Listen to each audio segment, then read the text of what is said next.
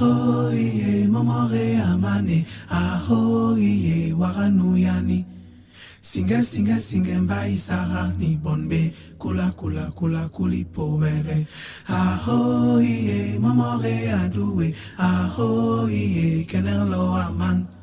Singa singa singa mbai toborni bonbe, singa singa singa. Bienvenue dans le podcast Shabbat Talks Cameroun. Shabbat Talks Cameroun est un podcast dans lequel nous recevrons les acteurs camerounais évoluant dans le domaine culturel.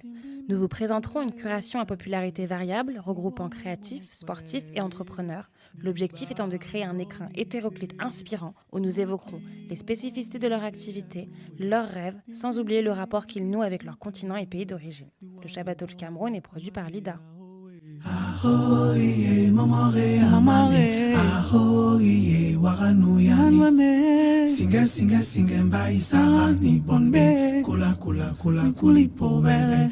Ahoye momore aduwe, ahoye kenelo aman. Singa singa singa mbai toborni bonbe, singa singa singa singa mwemlara.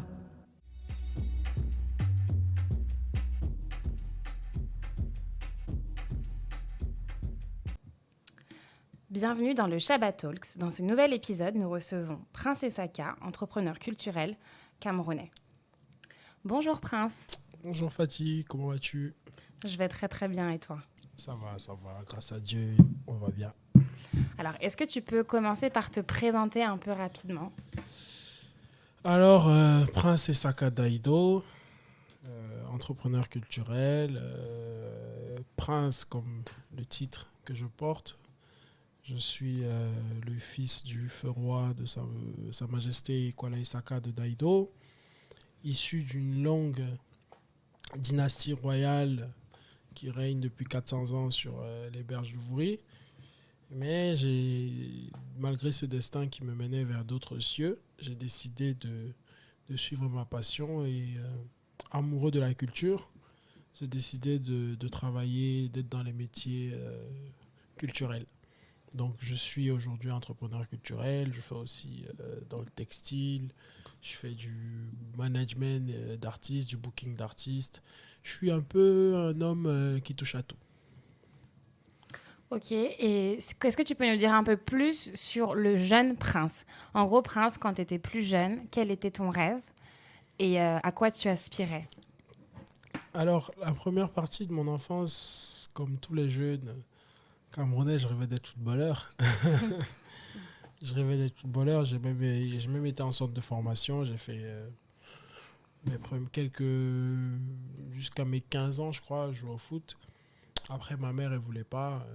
Elle voulait absolument que j'aille à l'école, tout ça. Et papa aussi, qui commençait à être fatigué, qui voulait que je sois à côté de lui. Et il a commencé à me donner une formation à côté des études, une formation sur notre culture, la tradition, la coutume, les valeurs ancestrales, l'histoire de chez nous, tout ça. Mais déjà au collège, j'étais déjà très attiré par tout ce qui concernait la musique. Déjà, il faut dire que je suis issu d'une grande famille de musiciens. Mon père, il jouait au piano à la maison. Mes cousins et cousines, c'est Grace Deka, Ben Deka. J'avais Narcisse Price qui venait me chercher tout le temps. Donc j'étais que... Baigné dans la musique. Je baignais dans la musique. Vous savez, Daido, j'ai toujours envie de dire, c'est un petit... Daido, c'est un grand village, mais dans notre petit village dans Daido, à l'intervalle de 500 mètres, j'ai envie de dire, oui, 500 mètres, tu as une quinzaine de grands chanteurs. C'est un endroit où il y a tellement de génies. Je viens souvent de dire ça. Donc, la musique, c'est comme au Congo, en fait. C'est comme si elle est née là chez nous. Elle est née à Daido. On a tellement de grands artistes. Manu Dibango, il a passé toute son enfance à Daido. Je ne peux pas te citer. Le Makossa, il est né là-bas. Quasiment tous les grands chanteurs du Cameroun viennent de là. Donc, c'est une terre de génie. Et c'est une terre de culture. Nous sommes un peuple qui sont très, très, très attachés à nos valeurs culturelles. Et je pense que c'est cet appel-là qui m'a poussé vers ces métiers-là. Donc, plus jeune, quand j'ai vu le foot, je me suis dit, bon, peut-être que je ne finirai pas professionnel. Donc, j'ai commencé à avoir cette passion-là. J'organisais déjà les concerts scolaires. D'accord. Je faisais le bal du collège. Donc, le premier événement culturel que tu as coordonné ou organisé, ça a commencé sur les bancs de l'école. Au collège. C'était le concert du collège. C'était incroyable. Wow. C'était incroyable. Il y avait 300 personnes, je crois, plus. Tous les enfants du collège étaient là. C'était nous qui avons tout organisé. Et c'est de là que l'amour, la passion pour ces métiers-là est venue, tu vois. Après, en terminale, tu sais, quand tu es en terminale, c'est les terminales qui font le bal de fin d'année, on va dire ça, la soirée de fin d'année. Donc, c'est là où je suis rentré. Et c'était en boîte de nuit. Et c'était là mes premiers pas avec le monde du showbiz de la nuit, si tu veux. D'accord. Donc, c'est comme ça que j'ai commencé à organiser ma première soirée. Je crois que c'était il y a 10 ou 12 ans. Ensuite, c'est comme ça, c'est devenu une passion. Je me suis mis à ça. Et puisque tu dis que tu as baigné dans la musique, que dans ton village, à Deido, il y a énormément de génie dans le monde de la musique, est-ce que toi, tu n'as pas eu envie justement de faire de la musique ? Certains me disent que je chante pas mal, mais... Je t'ai déjà entendu chanter, je confirme. Mais j'avais pas ce dernier... Tu vois, il y a ce truc-là, le dernier pas à faire, tu vois. J'avais pas ça. Moi, c'est plus vraiment tout ce qui concernait les à côté, les backstage, le management. Tu vois, c'est plus ça qui me parlait. J'avais pas le truc de je vais être l'artiste mis en avant. Et je pense que c'est ça aussi qui m'a fait en sorte que j'ai jamais vraiment osé faire le pas. Donc j'ai toujours préféré être à côté des artistes, mais pas être l'artiste. Donc je pense que c'est ça qui a fait en sorte que je ne sois pas directement chanteur, mais que je sois quand même dans le milieu artistique. Et donc du coup, tu me dis qu'ensuite en terminale, tu organises donc le fameux bal de fin d'année. Exactement. Et que donc c'est en boîte de nuit que vous finissez, c'est ça ? Ouais. Il y a une soirée que tu organises en boîte de nuit pour la première fois. Exactement. Et donc tu découvres le monde de la nuit. Exact. Et je tombe fou amoureux. Je me dis, mince, mais c'est pas possible. Comment est-ce qu'on peut gagner autant d'argent en un soir ? Wow. Et il faut dire que nous, à notre époque, on était très précoces.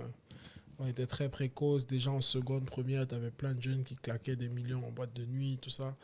Donc, je pense que c'est ça qui m'a véritablement donné cette motivation-là. Et puis, je sentais qu'à un moment donné, j'ai tout de suite voulu être indépendant. Parce que moi, j'ai eu la chance, j'avais un père qui me chouchoutait. À 16 ans, j'avais déjà une voiture, j'avais déjà ceci, tu vois. Donc, je voulais déjà faire mes choses, voler. Tu sais, tes parents, ils te donnent un peu, mais c'est jamais assez. Donc, j'avais déjà envie d'être autonome, de faire mes choses de moi-même. Voilà, donc je me suis dit, vas-y, lance-toi. Et puis, j'accrochais, tu sais, j'ai un truc, je suis accrocheur, en fait. Les gens, ils s'accrochent facilement à moi. Donc, je me suis dit, pourquoi pas. Mais... connaissant le fait que tu sois prince, que tu aies aussi tout ce bagage culturel et coutumier, est-ce que c'était pas mal vu de te voir t'investir dans le monde de la nuit ? La chance que j'ai eue, c'est que mon père, il m'a toujours accompagné dans ce que je voulais faire. C'est ça, je crois, c'était ça qui me protégeait le plus. C'est que les gens, ils pouvaient penser, dire ce qu'ils voulaient. Moi, mon père, il me disait, si ça te plaît, vas-y. Je me rappelle, j'ai une petite anecdote. À l'époque, il y avait une boîte de la place qui s'appelait le Georges V. Qui était à Aqua, juste en face de la résidence du King Aqua. Et le propriétaire de cette boîte-là avait eu un problème avec cet illustre homme qui est décédé récemment d'ailleurs. Et il a fait fermer la boîte. Et c'est une boîte où j'allais tout le temps. Donc le proprio, il m'appelle, il me fait appeler, il me dit oui, je sais que ton papa c'est son collègue, j'arrive pas à le joindre, vraiment essaie de voir en sorte ce que tu peux faire pour m'aider et tout. Et quand j'appelle mon père pour lui dire que voilà, je lui explique la situation, et il reçoit le proprio du Georges V, et il me dit, donc c'est là-bas où tu vas tous les soirs et tout. Et il a dit, comme mon fils il va chez vous tout le temps, je vais vous donner un coup de main. Et il a appelé son collègue, ils ont résolu le problème et ça a ouvert. Donc, une façon de dire que mon père, il m'a toujours laissé faire ce que je veux. Tu vois, j'avais pas un papa qui brimait, Tant que je respectais certains codes, je devais manger avec lui à table tous les midis, je devais être là dans les cérémonies importantes, je devais. Tant que je ne sortais pas de ce canevas-là, que je restais dans l'éducation qu'il essayait de me donner, pour lui, il me disait, si c'est ta passion, si tu te sens à l'aise dedans, vas-y. Donc, je pense que c'est ça qui a favorisé ou qui a facilité ce truc-là.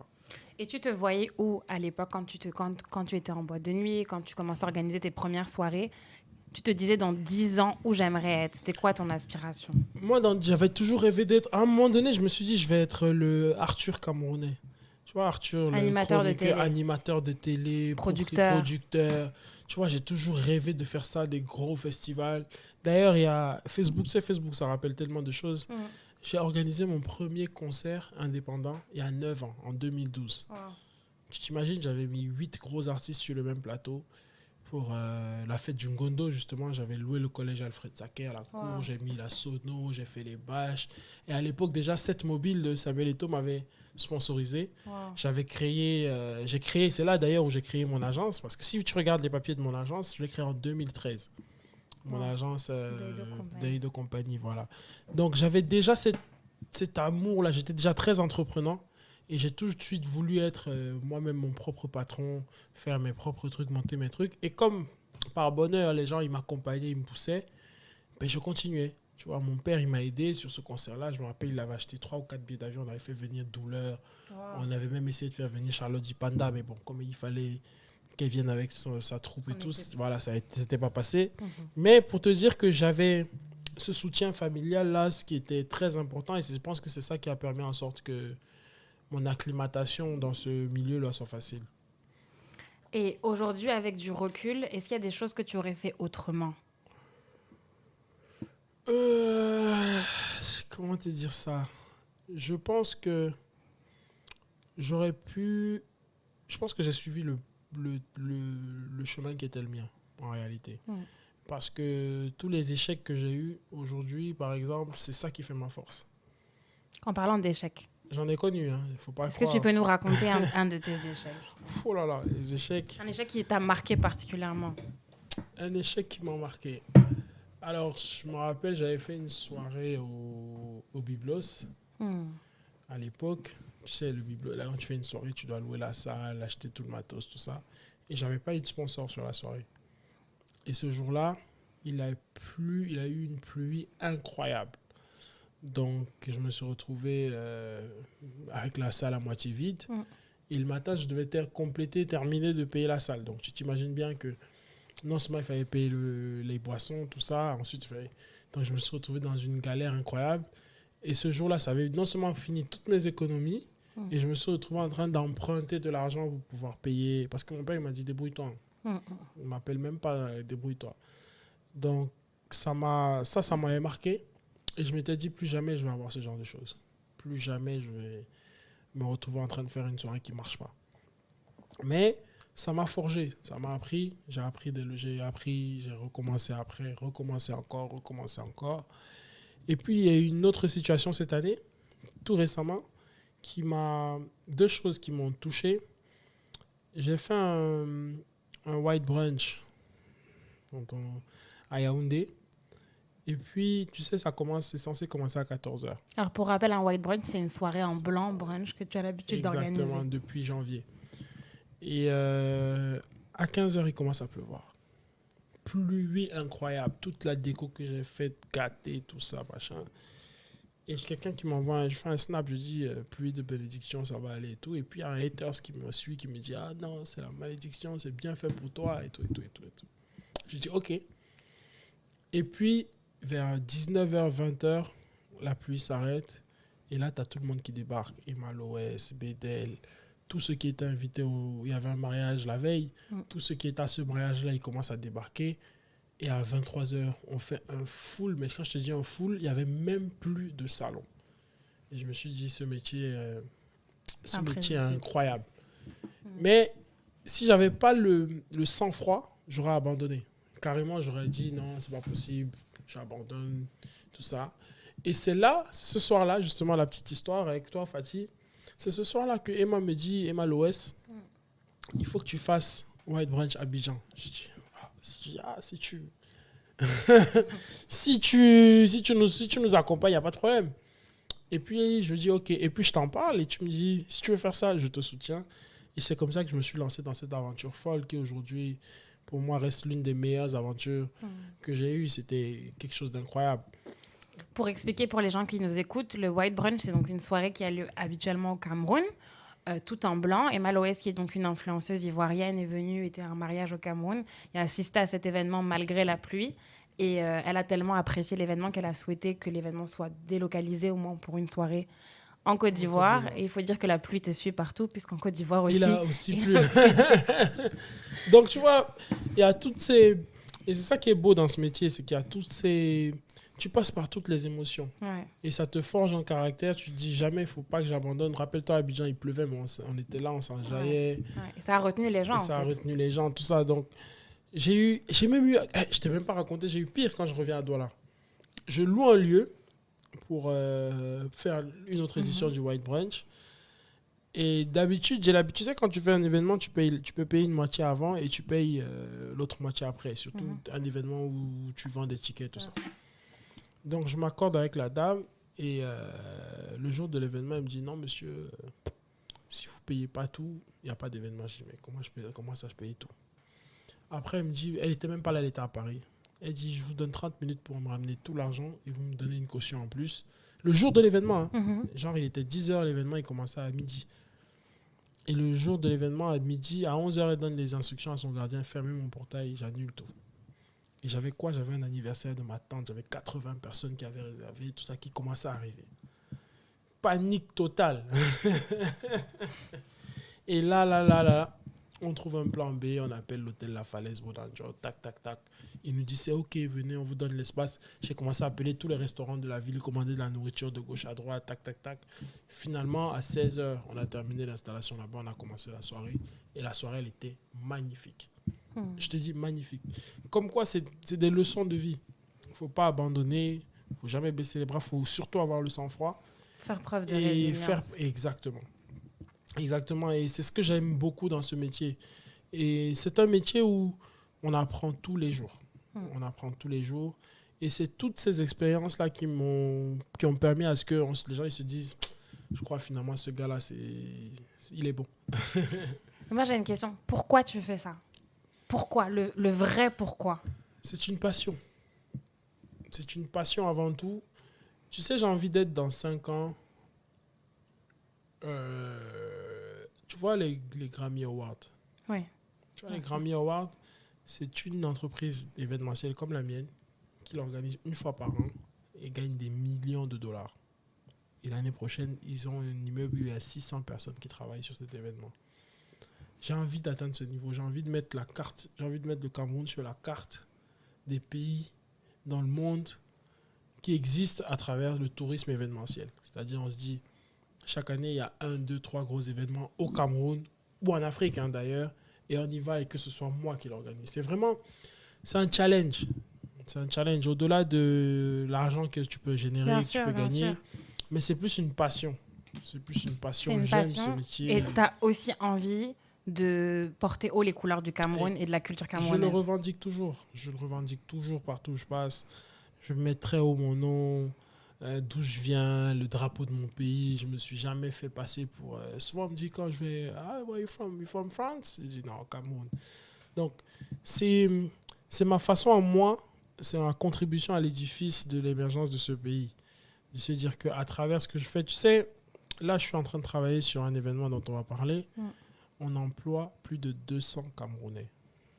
200 Camerounais entre Douala et Yaoundé qui vont avoir un travail, qui ont travaillé depuis 2 mois et jusqu'en février, ils sont là. Donc, tu peux imaginer le boom économique. On fait venir... là, au jour d'aujourd'hui, on a 150 billets d'avion qu'on a payés pour faire venir les gens découvrir le Cameroun, vivre au Cameroun, consommer camerounais, être les ambassadeurs de ce pays.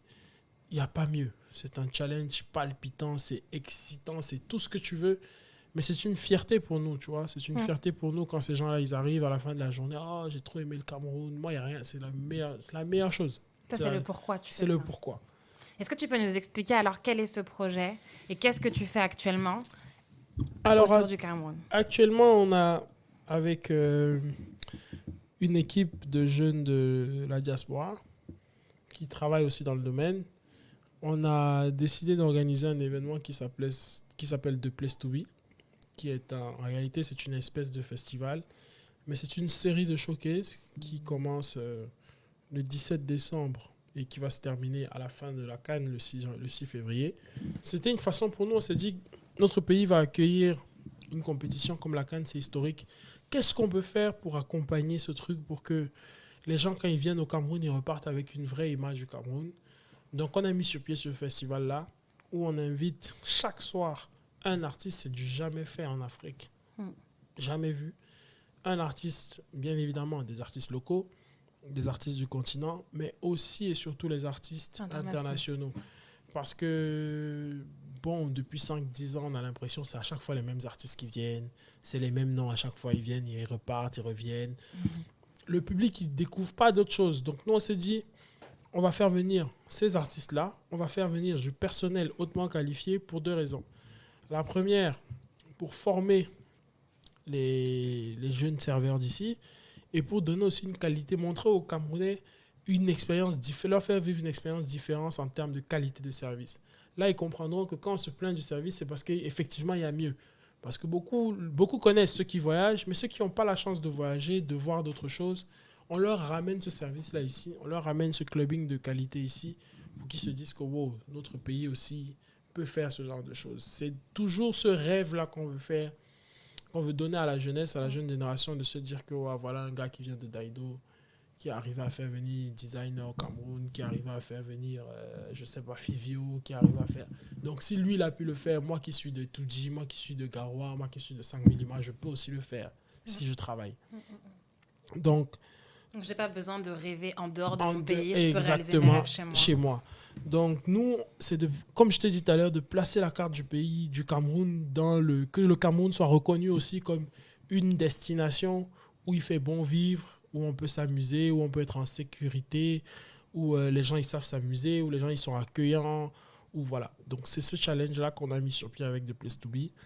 Et on espère qu'on pourra faire vivre une expérience unique à toutes les personnes qui viendront dans notre pays. Il faut dire aussi que la CAN, c'est 650 joueurs de football. Ouais. C'est vrai, ils ne vont pas peut-être participer, mais 650 joueurs, ça draine. Chacun d'entre eux draine au moins 10 personnes, entre la famille, les agents, et puis maintenant, après, ceux qui viennent travailler pour la CAN, les gens de la FIFA, les gens de la CAF, les consultants, les journalistes, les supporters qui viennent de toutes les nations du monde, qu'est-ce qu'ils vont faire après les matchs? Où est-ce qu'ils vont aller?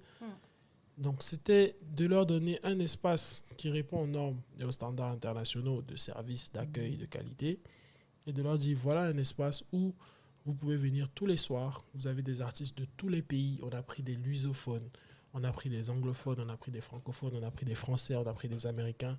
Et là, en janvier, quand la CAN va commencer, on essaiera de prendre au moins un artiste de chaque pays qui est représenté pour que les communautés se disent que voilà, on est arrêté au Cameroun, on a été valablement représenté avec notre artiste qui était là, le service était top, la musique était top, le cadre était top, parce que je vous promets que les boîtes qu'on est en train de vous faire, c'est du jamais vu au Cameroun.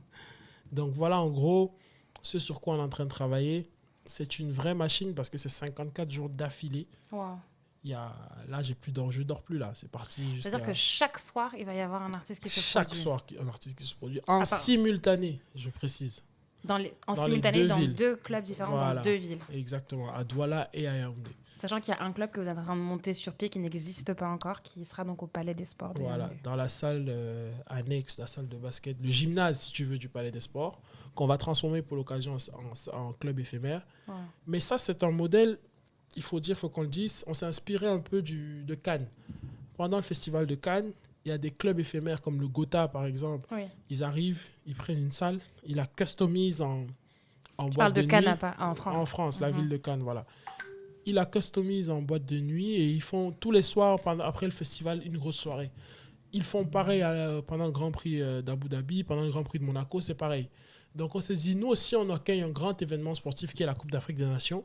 Il faut qu'on ait ce type de format-là où les gens, voilà, ils peuvent venir pour regarder les matchs, mais aussi, en prime time, avoir de gros artistes internationaux. Et ça fait tourner l'économie de notre pays sur cette période-là. Puisque tu le dis, tu vas quand même employer plus de 200 Camerounais, donc tu participes activement au développement économique du Cameroun. Exactement. Récemment, Prince, lors d'une fête culturelle Sawa, Longondo, tu as parlé du fait qu'il était important pour les Camerounais de se réapproprier leur culture. Qu'est-ce que tu voulais dire par là? C'était un message juste avant que les ancêtres nous l'envoient. J'ai eu l'impression qu'ils ont parlé avec moi.